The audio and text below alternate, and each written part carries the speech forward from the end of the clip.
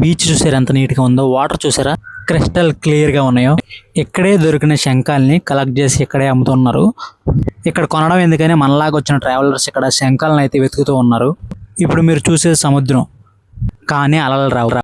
వాళ్ళు వెతుకుతూ ఉండగా ఒక శంఖం అయితే దొరికింది. సో అయితే నేను చూడడానికే తీసుకున్నాను. ఒకసారి చూడండి ఎలా ఉందో. ఇంతమంది వెళ్తూ వస్తూ ఉన్నారు కానీ బీచ్ మాత్రం చాలా అంటే చాలా నీట్గా ఉంది. దానికి ఒక రీజన్ ఉంది. నేను ఇప్పుడు వరకు చూడండి ఒక వింతను చూస్తున్నా. చూడండి, లెఫ్ట్ సైడ్లో సముద్రం ఉంది చూసారా.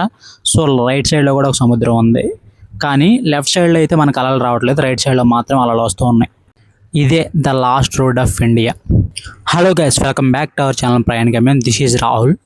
ప్రజెంట్ నేనైతే the last road of India అని పిలువబడే ధనుష్కోటి దగ్గరికి అయితే వచ్చాను అనమాట. ఈ ధనుష్కోటికి ఎలా రావాలి ఏంటి అనేది క్లియర్గా ఈ వీడియోలో తెలుసుకుందాం. వీడియోలోకి వెళ్ళే ముందైతే ఒక విషయం అయితే మెయిన్గా తెలుసుకోండి. ఏంటంటే నేను ఆల్ ఓవర్ ఇండియా ట్రిప్ అనేది స్టార్ట్ చేశాను. ఈ ట్రిప్లో భాగంగా మీకు కామెంట్ సెక్షన్లో బెస్ట్ టూరిస్ట్ ప్లేస్ ఏదైతే అనిపిస్తుందో, మీరు వెళ్ళాలనుకున్నది, ఇప్పటివరకు వెళ్ళాలేంది, చూడాలనుకున్నది ఏదైనా ఉంటే అది కామెంట్ సెక్షన్లో కామెంట్ చేయండి. ఖచ్చితంగా ఆ టూరిస్ట్ ప్లేస్కి వెళ్ళి వీడియో అనేది మీ ముందుకు తీసుకొస్తాను. ఇలాగే మన సబ్స్క్రైబర్స్లో ఒకరు కామెంట్ చేసిన వేలాంగని అండ్ చెన్నై, ఇప్పుడు ఈ ధనుష్కోటి కామెంట్ చేయడం వల్ల నేనైతే ఒక్కొక్కటిగా కంప్లీట్ చేస్తూ ఉన్నాను. అలా ఆల్ ఓవర్ ఇండియా మొత్తం కంప్లీట్ చేసి మన టూరిస్ట్ ప్లేస్ అనేది, బెస్ట్ టూరిస్ట్ ప్లేస్ అనేది కామెంట్ చేస్తూ ఉంటే నేను ఖచ్చితంగా ట్రావెల్ చేస్తూ ఉంటాను. నేనైతే ఫస్ట్ ఆఫ్ ఆల్ రామేశ్వరం అయితే రీచ్ అయ్యాను అనమాట.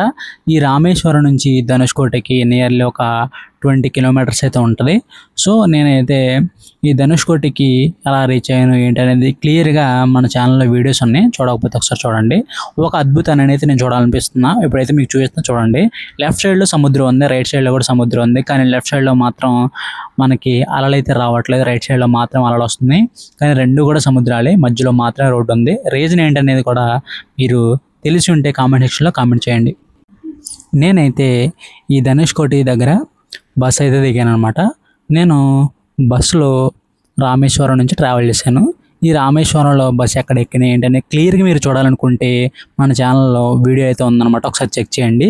లేదా జస్ట్ ఇన్ఫర్మేషన్ కావాలనుకుంటే ఈ వీడియోలో కూడా నేను ప్రొవైడ్ చేస్తాను ఇన్ఫర్మేషన్ కూడా.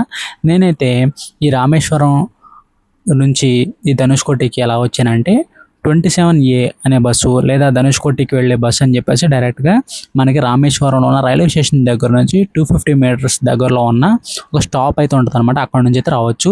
సో అయితే మన లాగే కొంతమంది ట్రావెలర్స్ వస్తూ ఉంటారు కదా, వాళ్ళు ఇక్కడ శంఖాలను అయితే కలెక్ట్ చేద్దామని చెప్పేసి వెతుకుతూ ఉన్నారు. వాళ్ళకైతే శంఖం దొరికిందనమాట. నేను వాళ్ళ దగ్గర తీసుకున్నాను అనమాట చూడడానికి. సో మీకు కూడా చూపించడం కోసమే తీసుకున్నాను. ఇలాగా క్లస్టర్ క్లియర్గా ఉన్న ఈ వాటర్లో శంఖాలు దొరుకుతూ ఉన్నాయి. ఇదేంటంటే లెఫ్ట్ సైడ్లో ఉన్న బీచ్ అనమాట. లెఫ్ట్ సైడ్లో ఉన్న బీచ్ ఎప్పుడు కూడా మనకి అలలు రావట్లేదు, రైట్ సైడ్లో ఉన్న బీచ్కి మాత్రం అలలు వస్తూ ఉన్నాయి. సో చూస్తే నేనైతే ఇంకా ఫ్రంట్కి వెళ్ళాలనుకుంటున్నాను.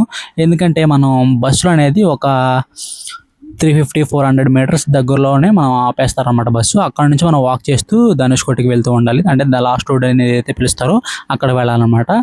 సో ఆ శంఖాలు ఏదైతే ఉన్నాయో అవి కొంతమంది ఇక్కడ లోకల్స్ కలెక్ట్ చేసి ఇక్కడైతే అమ్ముతూ ఉన్నారు. వచ్చి వెళ్ళే వాళ్ళందరూ కూడా కొంటూ ఉన్నారు అనమాట.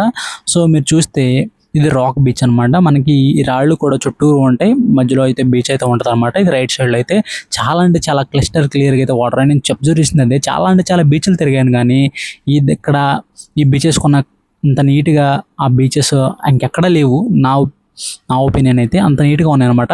ఇలా ఉండడానికి మెయిన్ రీజన్ ఏంటంటే ఇక్కడ లోకల్స్ ఎవరైతే గార్డ్స్ ఉంటారో వాళ్ళైతే ఇక్కడ మనకి బీచ్లో దిగనివ్వడానికి ఎలవ లేదనమాట. మరి నేను వచ్చిన దగ్గర నుంచి అయితే ఎలవ అయితే చేయలేదు, అంతకుముందు ఉందో లేదో నాకైతే తెలియదు. సో మెయిన్గా నేను చెప్పాలనుకున్నది ఏంటంటే బీచ్లోకి బాత్ కావచ్చు, ఇంకా ఎంజాయ్ చేయడానికి కావచ్చు, ఏదైనా ఫొటోస్ కావచ్చు, ఒక లైన్ పెట్టి ఆ లైన్ దాటడానికి అయితే వీలు లేదని చెప్పి చెప్తూ ఉన్నారు. అలాగే గార్డ్స్ కూడా అక్కడ ప్రొటెక్షన్ కోసం ఉంటున్నారు అనమాట.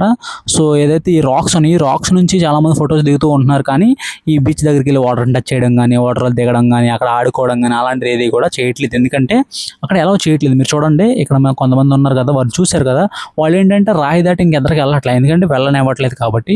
సో దానివల్ల వాటర్ కూడా ఫ్రెష్గా ఉన్నాయి అండ్ అలాగే క్లియర్గా ఉన్నాయి అండ్ అలాగే నేచర్ అనేది నీట్గా ఉందన్నమాట.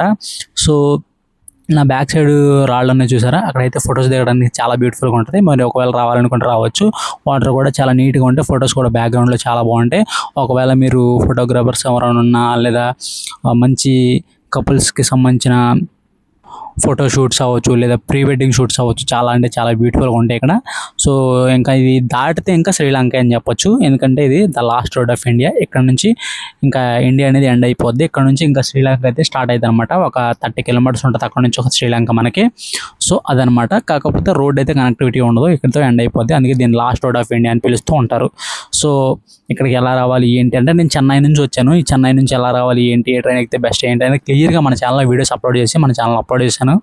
సో మీరైతే చూడాలనుకుంటే చూడండి, ఒకవేళ వెళ్ళాలనుకుంటే మీకు ఖచ్చితంగా యూజ్ అవుతుంది అనమాట. సో ఇప్పుడైతే మనం వాక్ చేస్తూ ఇది లాస్ట్ రోడ్ ఆఫ్ ఇండియా అని పిలవబడే ఆ లాస్ట్ ప్లేస్కి అయితే మనం వెళ్దాం. అక్కడ వెళ్ళిన తర్వాత వర్తా కాదా మొత్తం కూడా చూద్దాం.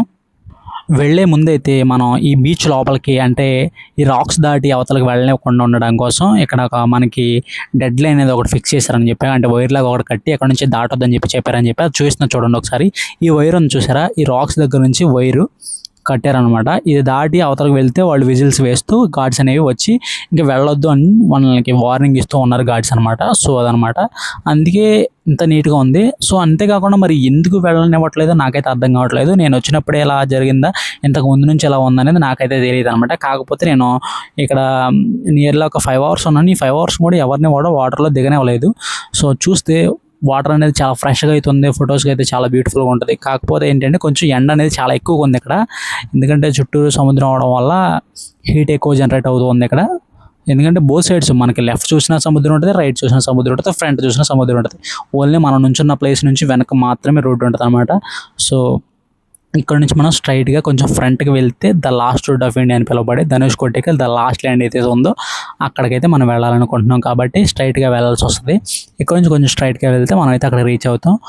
సో వాటర్ చూడండి, ఇప్పుడు వరకు మనకు రైట్ సైడ్లో ఉన్న వాటర్ చూడండి అక్కడ సర్కిల్ అవుతున్నాయి. వాటర్ అక్కడ సర్కిల్ అవుతుంటే అక్కడ ఎండ్ అయిపోతుంది అనమాట. అంటే లెఫ్ట్ సైడ్లో ఉన్న బీచ్, రైట్ సైడ్లో ఉన్న బీచ్ కొలాక్స్ అయ్యి అక్కడ నుంచి కొలిజన్ జరిగి అక్కడ నుంచి అయితే మనకి బీచ్ అయితే కంబైన్ అవుతాయి. అక్కడ నుంచి రోడ్ అయితే ఆగిపోద్ది అనమాట. సో మీరు చూడొచ్చు, ఈ రైట్ సైడ్లో ఉన్న బీచ్ మొత్తం కూడా సర్కిల్లా తిరిగి అక్కడ ఎండ్ అవుతుంది అనమాట. సో లెఫ్ట్ సైడ్లో ఉన్న బీచ్ కూడా సేమ్ అలాగే సర్కిల్లా తిరిగి ఒక ఎండ్ అవుద్ది. ఆ ఎండ్ పాయింట్లోనే మనకి ద లాస్ట్ రోడ్ అని పిలువబడే ధనుష్కోటి యొక్క లాస్ట్ ల్యాండ్ అనేది ఉంటుంది అనమాట. సో మనం అయితే దాని దగ్గరికి వెళ్దాం. ఇంకా క్లియర్గా ఇంకా మీరు చూడాల్సింది కూడా చూడొచ్చు, మీకు యూజ్ఫుల్గా అనిపిస్తుంది. ఇంకొకటి ఏంటంటే మన ఛానల్ ఫాలో అయ్యే వాళ్ళు ఖచ్చితంగా ఒకటి గుర్తుపెట్టుకోండి, ఆల్ ఓవర్ ఇండియా ట్రిప్ అనేది నేను కంటిన్యూస్గా ఇంకా షాప్ లేకుండా కంటిన్యూస్గా ట్రావెల్ చేస్తూనే ఉన్నా. సో మీకు నచ్చిన ప్లేస్, బెస్ట్ టూరిస్ట్ ప్లేస్ ఏదైతే చూడాలనుకుంటున్నారో మన ఛానల్ తరపున ఖచ్చితంగా కామెంట్ సెక్షన్లో ఆ టూరిస్ట్ ప్లేస్ అయితే కామెంట్ చేయండి. ఒక్కరు కామెంట్ చేసి, ఇద్దరు కామెంట్ చేసి, నేను ఎంతమంది కామెంట్ చేశారు, ఎన్ని లైక్స్ వచ్చినాయి, ఎన్ని పట్టించుకోను. కామెంట్ చేస్తే ఖచ్చితంగా ఆ టూరిస్ట్ ప్లేస్కి అయితే నేను వెళ్తాను. అలా కామెంట్ చేయడం వల్లే నేను ఇప్పుడు చాలా టూరిస్ట్ ప్లేస్ అయితే కంప్లీట్ చేశాను. ఇది వచ్చేసరికి 5th టూరిస్ట్ ప్లేస్ అనమాట. మన కామెంట్ సెక్షన్లో సబ్స్క్రైబర్స్ కామెంట్ చేయడం వల్ల, అది ఇన్స్టాగ్రామ్లో అవ్వచ్చు, ఫేస్బుక్లో అవ్వచ్చు, యూట్యూబ్లో అవ్వచ్చు, కామెంట్ చేయడం వల్ల నేనైతే ఇక్కడ రావడం జరిగింది. నెక్స్ట్ వీడియోలో ధనుష్కోటికి చూద్దాం.